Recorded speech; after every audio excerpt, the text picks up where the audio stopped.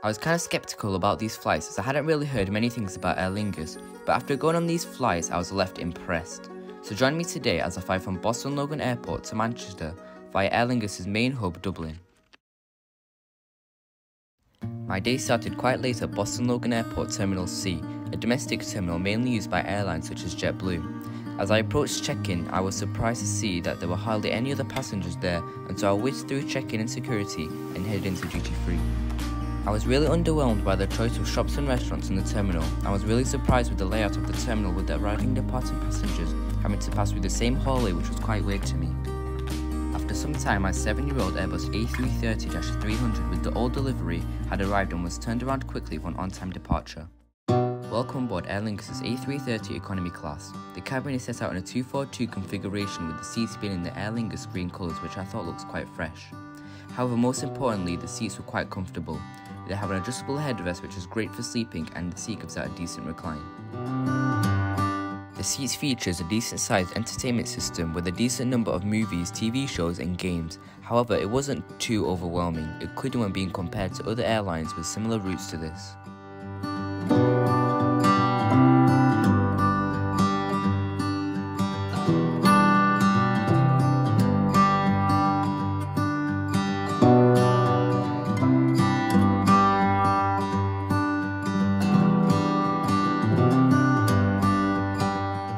The legroom was also very generous, offering 31 inches of space. On the seats there is also a USB port and a headphone jack, along with the universal outlets under the seat.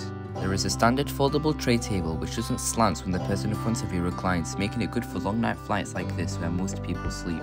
On the seats there was also a thin but fluffy blanket and a small pillow which looks quite sad without a cover, but overall a good amenity to have on an overnight flight like this. There were also some classic economy headphones which were good as far as economy headphones go. Not long after we pushed back for an on-time departure.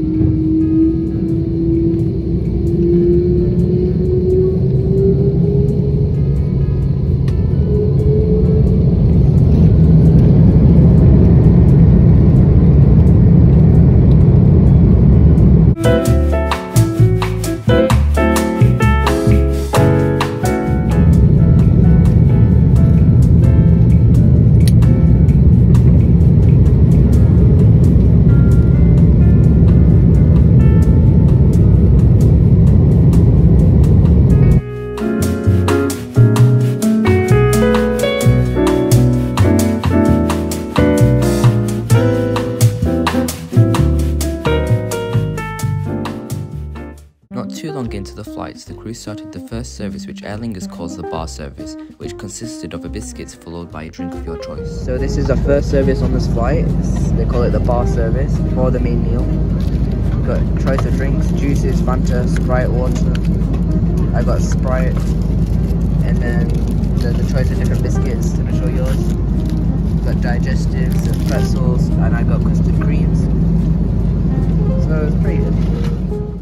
Right behind followed the next food carts with the main meals, where I ordered the vegetarian option. It came with a small salad, a chocolate mousse, a small bread roll, a bottle of water and some wooden cutlery.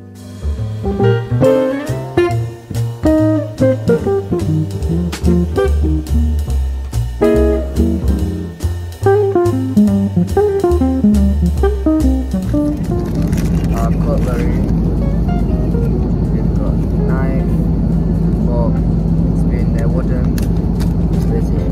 The main meal didn't look too appetizing. There was some sort of chili with rice and the portion sizes weren't great. I feel like this kind of let Aer Lingus down a little. It's the small things that can make this better, such as maybe warming up the bread roll and making slightly larger portions. Overall the food didn't taste too bad, but was still a little bland.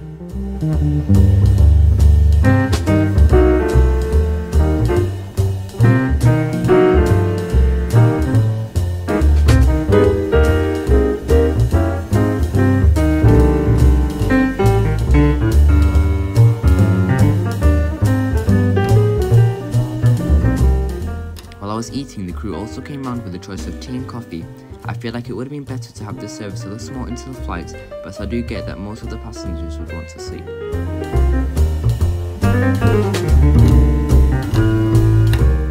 After the meal service, the cabin lights were dimmed so people could relax and sleep. Something that I really liked about the cabin was also the mood lighting that made the cabin feel calm. For the next few hours, I decided to watch a movie and then looked at the Wi-Fi.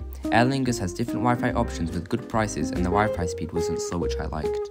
During the flights, I also went to speak with the crew, and they were extremely friendly, which is quite rare nowadays. They even came round to my seat to give me a few treats which were supposed to be available to purchase on board. They would keep on coming down the cabins to check on everyone, and also gave me an Air Club notebook with a pen and an Aer Lingus badge. Around 1 hour before landing, the crew also came round with a plain muffin and some orange juice, which looked like it had been put in a freezer for the past few hours, as it had some small bits of ice around it.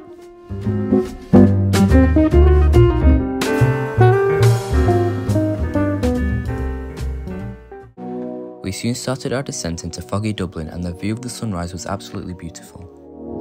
Approaching Dublin Airport, so please make one final check. Your seatbelt is securely fastened for landing, and once again, please note the exit nearest to you, bearing in mind it may be behind you.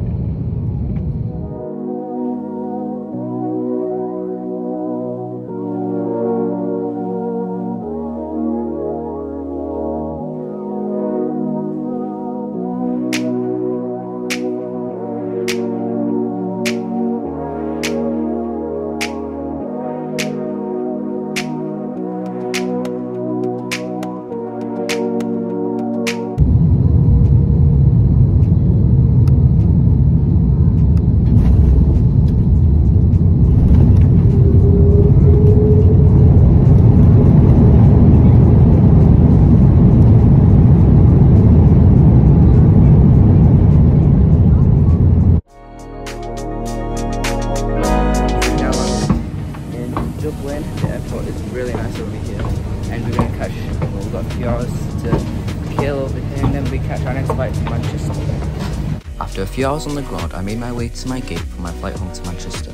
The way to get to the gate was quite unique, with you having to board a bus to a separate building where most of the UK flights depart. It was basically a small bus station inside of the airport. The building that the bus took us to wasn't big and only had a few small coffee shops.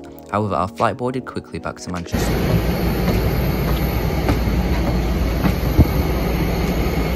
My flight to Manchester was on board this almost 16-year-old Airbus A320. When I boarded, I was very underwhelmed with the seats, as it wasn't in the best condition with some very noticeable wear and tear. The seats still had a small recline, which wasn't amazing but was still good to have on a 45-minute flight, and an adjustable headrest which was very weak and pretty much worthless. After completing boarding, we pushed back and we were on our way.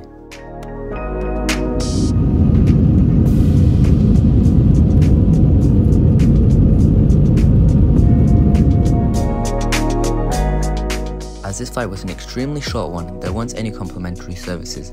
However, the cabin crew did come around with some snacks and drinks to purchase.